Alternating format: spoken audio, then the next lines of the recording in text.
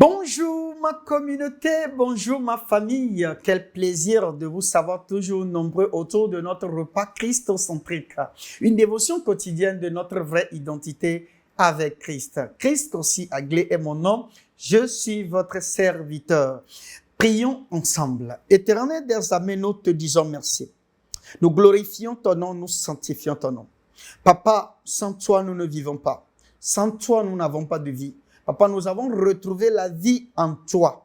Papa, nous te disons merci pour cette vie retrouvée. Papa, nous étions entre-temps dans les ténèbres et tu nous as rachetés. Nous étions entre-temps pécheurs. Nous étions entre-temps ennemis, mais tu es mort pour nous. Papa, quel amour démontré en Christ pour nous. Papa, aujourd'hui, nous nous réjouissons parce que nous avons une justice éternelle, irrévocable. Père, merci.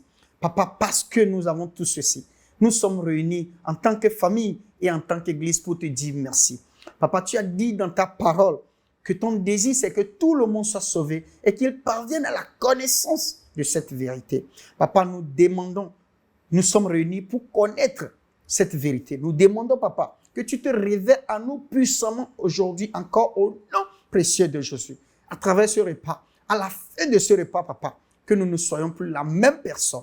Au nom précieux de Jésus, indépendamment de ce que nous pensons, indépendamment de ce que nous ressentons, nous demandons ceci et nous savons que nous l'avons reçu au nom de Jésus.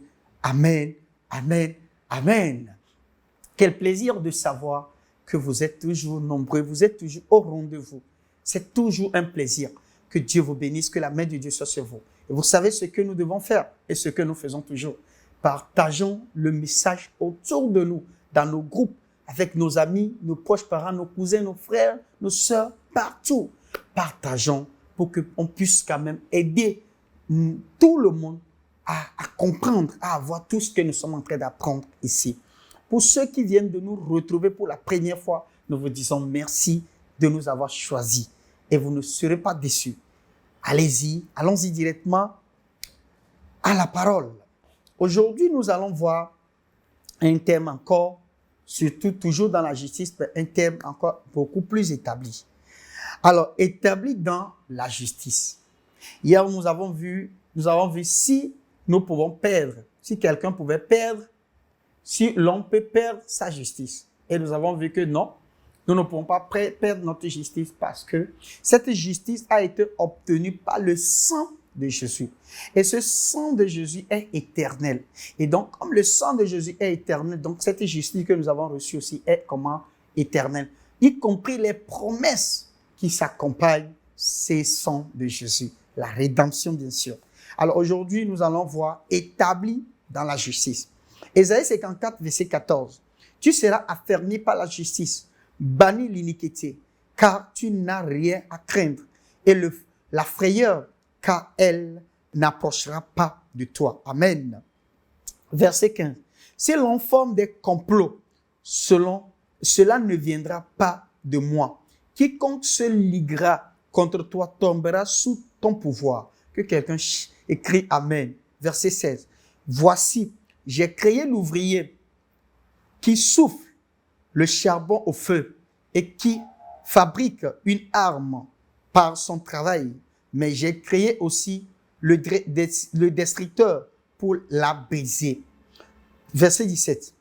Toute armée forgée contre toi sera sans effet, et toute langue qui s'élèvera en justice contre toi, tu la condamneras. Tel est l'héritage des serviteurs de l'Éternel. Tel est le salut qui leur viendra de moi, dit l'Éternel. Alléluia. Alors, nous allons expliquer ce verset. Nous sommes établis dans sa justice. La raison pour laquelle la frayeur et les persécutions sont loin de nous n'est pas parce que nous faisons du bien tout le temps ou que nous sommes sans faute. C'est basé sur la justice. Autrement dit, nous sommes en lui et donc nous sommes justifiés. Si toutes ces choses-là, toutes ces prières qu'il a faites sur nous, que rien ne nous arrivera, tout fardeau forgé contre nous sera nul et sans effet. Alors, tout ce que nous sommes en train de lire là, si réellement ces choses-là ne nous parviennent pas et que cette prière a sa réponse sur nous, c'est parce que nous sommes justifiés. Nous sommes dans la justice. Ne basez pas la bonté de Dieu sur votre propre bonté. La bonté de Dieu est basée uniquement sur sa bonté. Alors donc, ce n'est pas parce que, les choses ne vous arrivent pas, ce n'est pas parce que vous êtes juste ou bien vous faites des choses bien. Non, c'est parce que c'est grâce à la bonté de Dieu que c'est ce que nous sommes protégés. Qu'attend-il par âme? Il a dit que vous n'aurez pas peur parce que la peur est un outil et une arme de l'ennemi. La peur est un outil et une arme de l'ennemi. La racine de la peur est une conscience d'indignité. Quand un homme commence à s'approcher de Dieu sur la base de ses mérites et œuvres, il engendre la peur. C'est-à-dire, si vous vous approchez de Dieu par rapport à vos mérites, par rapport à vos capacités, par rapport à vos œuvres, ça crée la peur autour de vous. Nous avons, une défense contre l'arme de l'ennemi. Alléluia. Il doit toujours nous venir à l'esprit que Dieu n'est pas en colère contre nous. Je l'ai dit tout à l'heure, même hier je l'ai dit.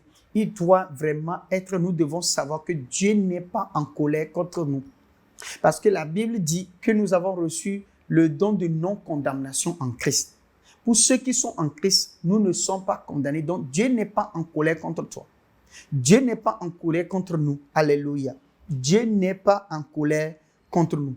Il ne faut jamais retracer la source de l'apparition du mal à Dieu. Autrement dit, si quelque chose vous arrive de mauvais, ne pensez pas que non, c'est Dieu qui a permis, comme beaucoup de croyants le disent, Dieu a donné, Dieu a pris, comme ce que, comment l'appelle-t-on, notre ami a dit dans la Bible, et qui est devenu une parole générale pour tout le monde, et même pour faire comment l'appelle-t-on, les enterrements, c'est ce que les serviteurs de Dieu prononcent, que Dieu a donné, Dieu a pris. Non, non. Si vous lisez par exemple cette partie de la Bible qui dit Dieu a donné, Dieu a pris, la personne qui est en train de parler là-bas est en train de parler dans l'ignorance. Et donc les choses qui nous arrivent, ça nous arrive parce que nous sommes des humains. Nous sommes dans ce corps physique. Et donc naturellement, ces choses-là peuvent vous arriver. Vous pouvez vous sentir faible. Vous pouvez vous sentir malade. Oui, le corps peut être fatigué. Les choses peuvent vous arriver. Pourquoi? Les circonstances dans lesquelles nous sommes dans ce monde, nous sommes dans le système. Nous sommes dans un système ici. Et donc, les choses peuvent nous arriver. Ce n'est pas Dieu qui est la cause, mais Dieu est toujours là pour nous aider et pour qu'on puisse vraiment les surpasser. Donc, nous ne pouvons pas dire que c'est Dieu. Dieu ne fait pas le mal et il n'a rien contre nous. Notre défense est sa bonté éternelle. Nous devons savoir que Dieu est bon éternellement vis-à-vis de nous. Quelles que soient les mauvaises choses peut-être dans lesquelles vous vous retrouvez, que par erreur vous vous retrouvez dans certaines actions, ne voyez pas comme si Dieu est contre vous. Non, Dieu n'est pas contre vous. Dieu n'est pas en colère contre vous. Dieu n'est pas en colère contre vous. Notre foi n'est pas basée sur notre fidélité, mais sur sa fidélité, puisqu'il est toujours fidèle. Alors, notre foi n'est pas basée sur la fidélité. Voilà pourquoi vous ne pouvez pas dire au Seigneur, il y a des gens même qui disent, j'ai vu beaucoup de personnes qui disent, Seigneur, je ne veux plus jamais faire ceci. Le jour où je le fais encore, tue-moi. Alors, vous allez voir que ça ne va pas faire 1, 2, 2 jours, 3 jours. La personne va faire la même chose. Mais Dieu ne va pas te tuer. Dieu ne tue pas. Dieu ne va pas te tuer. Et là, tu vas encore te répondre. Alors, notre foi n'est pas basée sur notre fidélité. En tant qu'homme, avec une chair, vous ne pouvez pas être fidèle par rapport à certaines choses. Et vis-à-vis de Dieu, notre foi est basée sur sa fidélité. Donc, si vous voyez que vous êtes sans force vis-à-vis de Dieu et que tout ce que nous jouissons aujourd'hui dans ce monde, c'est grâce à Dieu. Tout ce que nous avons en Christ, c'est grâce à Dieu. Si vous vous voyez comme ça, vous serez vraiment libre et vous allez vivre votre vie chrétienne très, très, très apaisée, très heureux. Alors, il faut toujours refuser la peur. La peur est l'arme de la frayeur. La façon dont la peur vient est par des langues qui s'élèvent contre nous. Alors, donc ça veut dire qu'il y a des moments où le chrétien a peur. Pourquoi? La peur, c'est charnel. La peur, ce n'est pas dans votre esprit. D'ailleurs, même la Bible nous dit que nous n'avons pas reçu un esprit de peur. Nous avons reçu un esprit d'adoption qui nous fait crier Abba Père. Romains 8, verset 15. Alors, vous comprenez que dans notre esprit, il n'y a pas de peur, il n'y a pas d'angoisse. Mais la chair dans laquelle cet esprit est, cette chair-là peut des fois avoir la peur. Mais cette peur-là vient parce que les gens, parce que ce système, des fois, va à l'encontre de nous. Les gens vont à l'encontre de nous. La persécution et toutes ces choses peuvent arriver. Donc, pour quelqu'un qui vous dit, venez à Christ et vous n'aurez plus de problèmes, cette personne est en train de vous mentir. Cette personne est en train de vous mentir parce qu'en étant homme dans ce monde, vous aurez des problèmes. Maintenant, quand vous suivez Jésus, Jésus a eu toujours des problèmes jusqu'à sa mort et même jusqu'à sa résurrection. Et donc, vous devez comprendre que si vous êtes en Christ, les problèmes de la vie seront là. Et les problèmes du fait que vous êtes en Christ seront là. Les persécutions, la Bible a dit. Voilà pourquoi il dit, soyez sans crainte. Nous l'avons déjà vaincu. Nous avons déjà vaincu. Donc, vous devez comprendre que le chrétien, naturellement, c'est une personne, mais qui possède l'Esprit de Dieu. Donc, une personne qui peut avoir aussi des problèmes. Mais ces problèmes ne doivent pas vous dépasser parce que vous avez l'Esprit de Dieu en vous qui peut surpasser ces choses-là. Donc, vous pouvez prononcer, vous pouvez déclarer les choses et vous allez les voir s'accomplir. Alléluia. La façon dont la peur vient est par des langues qui se lèvent contre nous. La langue se révèle ici à la parole, aux mots et non aux armes physiques. La façon dont nous les condamnons est de répondre à la peur. Il n'y a aucune sagesse en gardant le silence. Il n'y a aucune sagesse en gardant le silence. Donc voilà pourquoi je viens de dire, si les circonstances nous arrivent comme ça, vous devez savoir que ça ne vient pas de Dieu. C'est des langues qui se lèvent contre vous. C'est des persécutions. Donc voilà pourquoi nous avons dit dans la série sur le passé, alors il faut générer de la puissance, il faut générer la puissance dans le lieu de prière. Il faut aller dans les lieux de prière. Et plus vous avez généré de la puissance, ces persécutions, ces défis-là, vous pouvez les surpasser sans même le savoir. Et là, si vous êtes en feu, vous priez quotidiennement, il y a des circonstances qui vont venir, mais vous n'allez pas vous en rendre compte.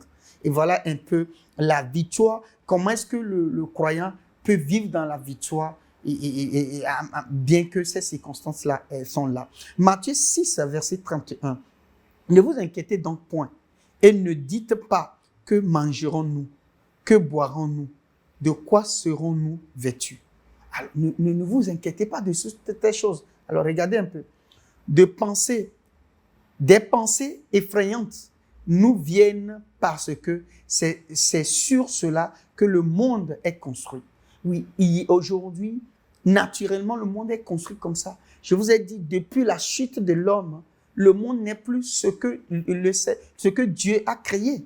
Le monde a été corrompu. Il faut souffrir. Dans la chair humaine, cette chair-là a été corrompue. Le monde a été corrompu. Vous savez, par le passé, quand Dieu a créé le monde, les animaux et les hommes vivaient ensemble. Mais aujourd'hui, ce n'est pas tous les animaux. Vous ne pouvez plus vivre avec tous les animaux. Et même dans l'arche de Noé, il y avait des lions, il y avait des moustiques, il y avait des serpents, il y avait tout. Mais ils ont vécu là-bas jusqu'à la fin. Rien ne s'est passé. Mais qu'est-ce qui s'est passé aujourd'hui?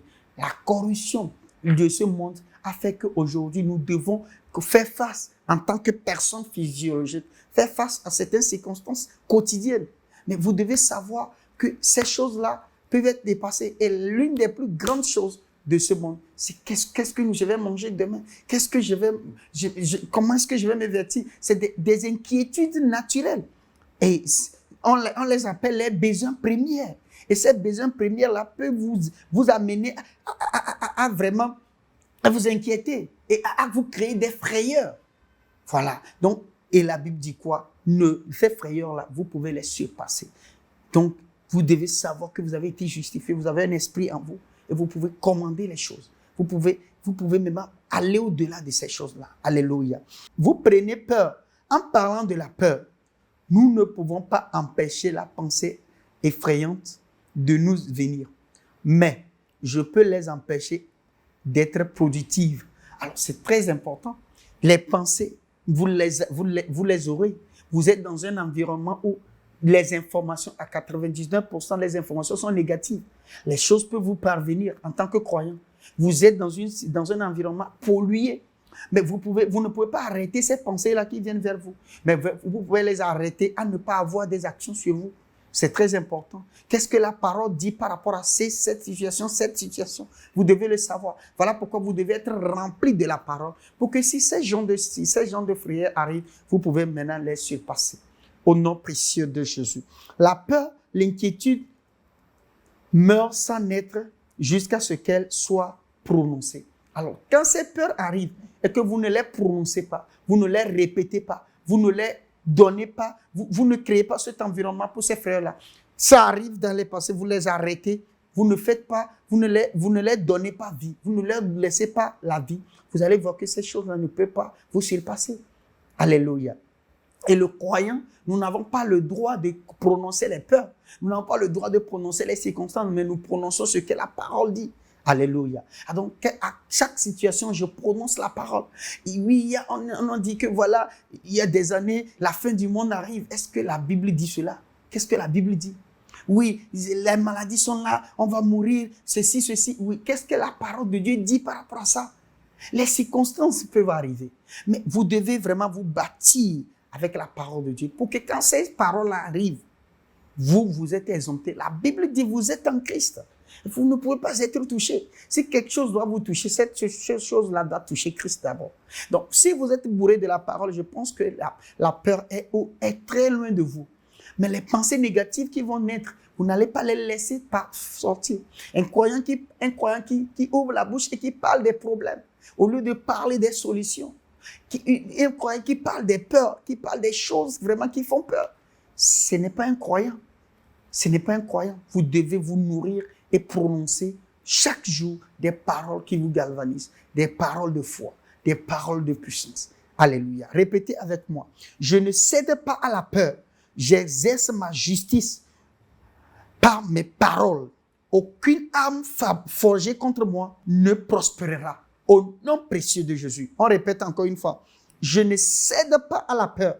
J'exerce ma justice par mes paroles. Aucune arme forgée contre moi ne prospérera. Au nom précieux de Jésus. Aucune arme forgée contre vous ne prospérera. Si cette arme peut prospérer sur Jésus, cette arme peut prospérer sur vous. Vous êtes en Christ. On ne vous voit pas. La Bible dit nous ne vivons plus. C'est Christ qui vit en vous. Alors ça veut dire qu'on ne peut pas, quelque chose ne peut plus vous atteindre. Si la chose peut vous atteindre, c'est que la chose peut atteindre Christ. Mais parce que la chose ne peut pas atteindre Christ, la chose ne vous entraînera pas. Au nom précieux de Jésus. Qu'importe les situations dans lesquelles vous passez en ce moment, parce que vous êtes en Christ, je déclare que ces situations cessent maintenant au nom de Jésus. Je décrète que vous êtes puissant au-delà de toute limite. Vous êtes protégés contre tout et contre tous. La Bible dit que nous sommes en Christ, que vous êtes en Christ. Vous êtes protégés par Christ. Et la Bible dit que Christ dit qu'il est en Christ et il est dans son Père. Vous avez une double protection au nom précieux de Jésus. Je vois cette puissance-là s'exprimer pour vous. Cette peur-là soit dissipée dans votre cœur au nom précieux de Jésus. Je vous vois galvaniser ce matin au nom précieux de Jésus. À partir de ce moment, la peur est dissipée de votre vie au nom précieux de Jésus. Les inquiétudes, les angoisses, je les dissipe au nom précieux de Jésus. La licence n'est pas une barrière. Je prie pour toi que ces réalités grandissent en toi au nom précieux de Jésus. Père, nous te disons merci. Nous glorifions ton nom, nous sanctifions ton nom. Au nom de Jésus, nous avons prié, nous avons reçu. Amen. Quel plaisir de vous savoir encore nombreux jusqu'à la fin de ce repas.